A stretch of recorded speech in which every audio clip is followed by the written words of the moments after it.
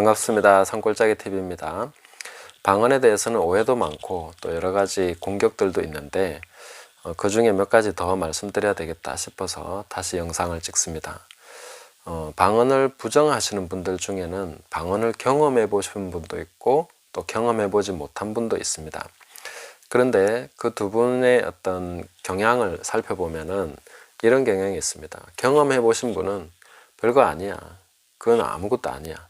이렇게 이제 생각하는 것이고, 경험해보지 못하고 방언을 부정하시는 분들은 굉장히 뭔가 그 정신을 빼앗긴 가운데 트랜스, 그러니까 무아지경에 빠져서 이렇게 방언을 말하게 될 것이다. 왜냐하면 자기도 모르는 말을 막 해야 되니까 그렇게 되지 않을까.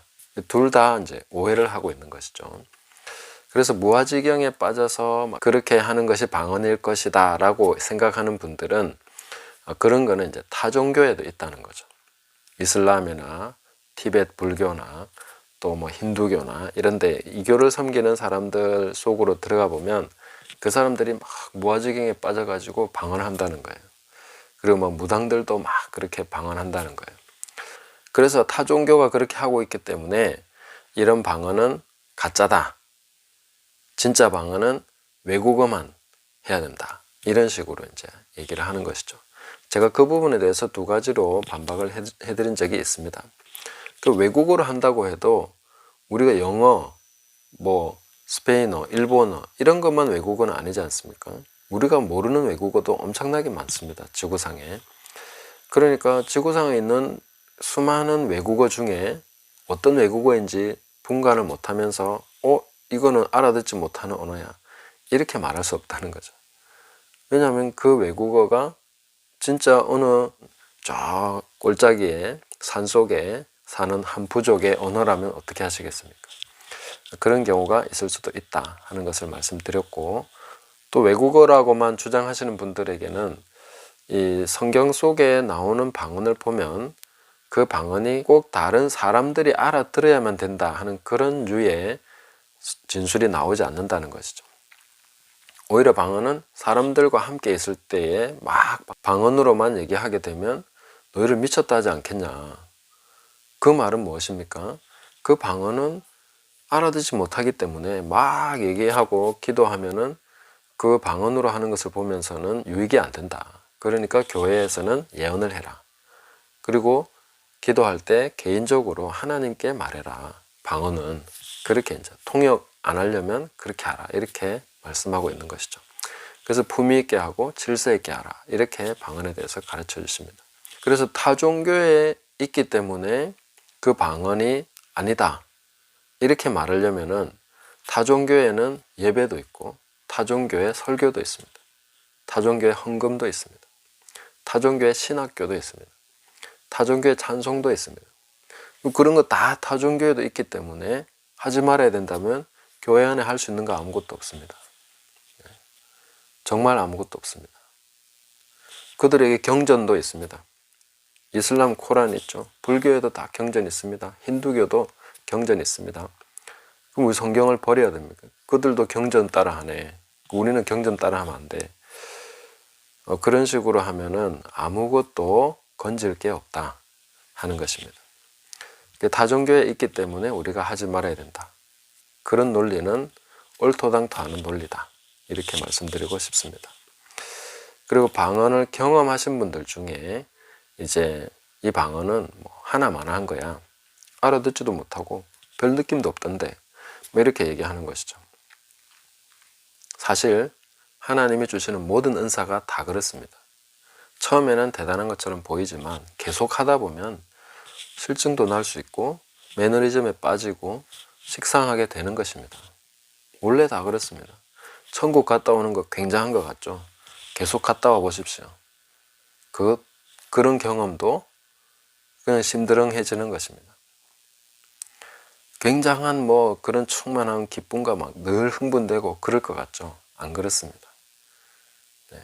계속 하다 보면 예언도 마찬가지고 모든 은사가 다 그렇습니다. 질병 치유하는 건요, 나중에 힘들어서 하기 싫어집니다. 은사 받은 사람들 중에 안 하는 사람들 많습니다. 힘들어가지고. 그래서 이런 부분들을 잘 모른 채 이런 경험들에 대해서 평가절하하는 것은 잘못된 것입니다. 그래서 충성됨이 필요합니다. 방언에 대해서도 그렇고 모든 은사에 대해서 우리는 충성되게 성실하게 성경대로 성령의 인도하심 따라서 감당해야 되는 것입니다. 그렇게 계속 가다 보면 어느 단계에서 우리가 좀 더 성장하게 되고 좀 더 다른 국면을 맛보게 되고 그러면서 또 계속 나가게 되는 것입니다. 무엇이든지 하다 보면 매너리즘, 실증, 심드렁해지고 냉소적이 되고 그런 거 다 있습니다. 그래서 방언 해보니까 뭐 별로 되는 것도 없고 아무것도 아닌 것 같은데 이거 왜 계속 해야 돼? 이렇게 생각하시는 분들은 하나님의 성령을 상당히 가볍게 보시는 거죠. 하나님이 주시는 선물을 가볍게 보시는 거죠. 제가 만약에 어떤 이 볼펜이나 이런 걸 그냥 길에서 하나 주었다. 그럼 별 의미가 없습니다. 그러나 정말 내가 아끼고 사랑하고 존경하는 분이 나한테 선물로 주신 거야. 그것도 아주 졸업 선물로 주신 거다. 그러면 가격이 문제가 아니죠. 그냥 평범한 볼펜이 문제가 아닙니다. 주신 분이 귀중한 분이기 때문에 이것은 내가 대대로 정말 볼 때마다 그분을 기억하고 그분의 향취와 그분의 의도와 이런 것들을 생각하면서 이걸 내가 어떻게 잘 사용할 것인가 하는 것을 고민하게 되는 것이죠. 방언이나 모든 은사들도 하나님을 사랑하고 하나님께서 나에게 주신 것이기 때문에 귀중한 것입니다. 해보니까 별거 아닌 것 같아. 방언을 하다가 중단하는 분들도 꽤 많습니다. 뭐 해보니까 뭐 별거 아닌 것 같거든. 다 그렇죠. 네. 해보면 별거 아닌 것 같습니다. 다 마찬가지입니다. 죽은 자를 살려도 뭐 수십 명, 수백 명 계속 살려보십시오.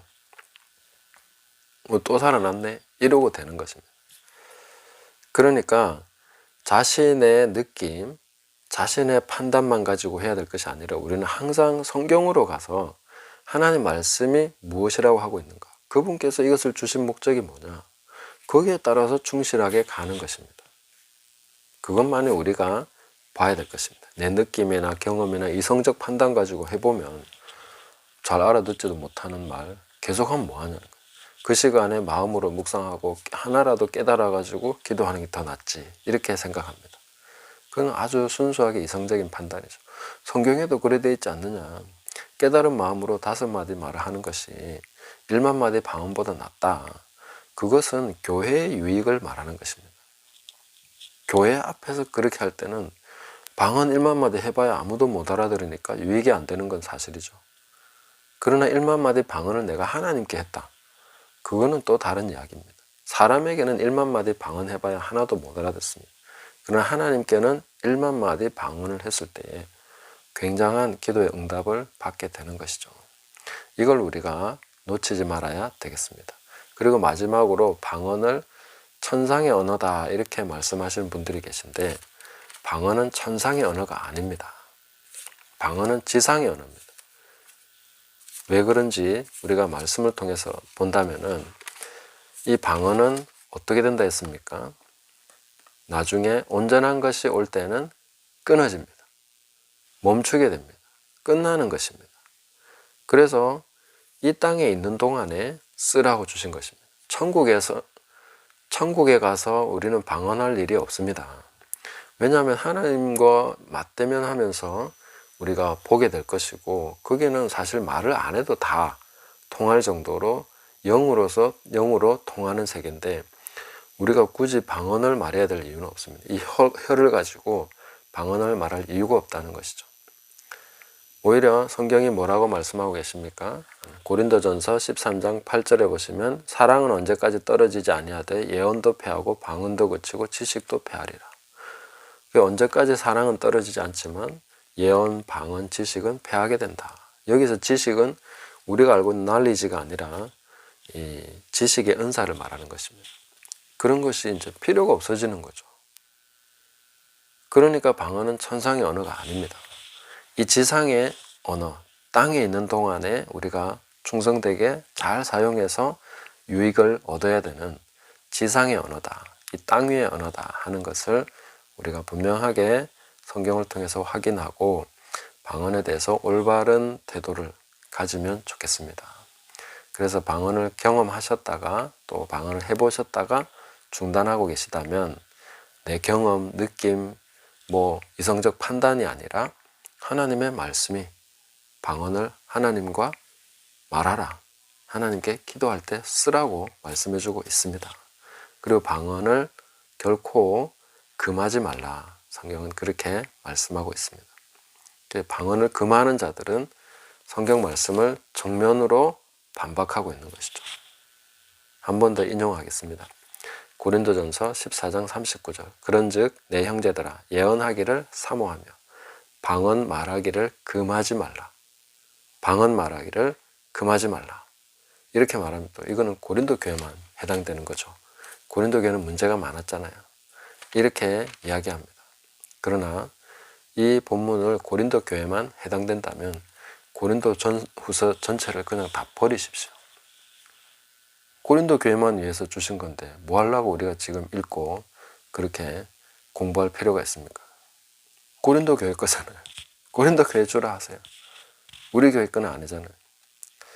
그런 식으로 보는 게 어디 있습니까? 물론 그 교회의 배경에 따라서 주신 말씀이라는 것을 우리가 연구하고 저도 늘 그렇게 연구를 합니다. 그러나 고린도 교회를 위해서 주신 말씀이지만 그 안에 있는 원리는 다 우리를 위한 것입니다. 우리는 고린도 교회 같은 문제가 없습니까?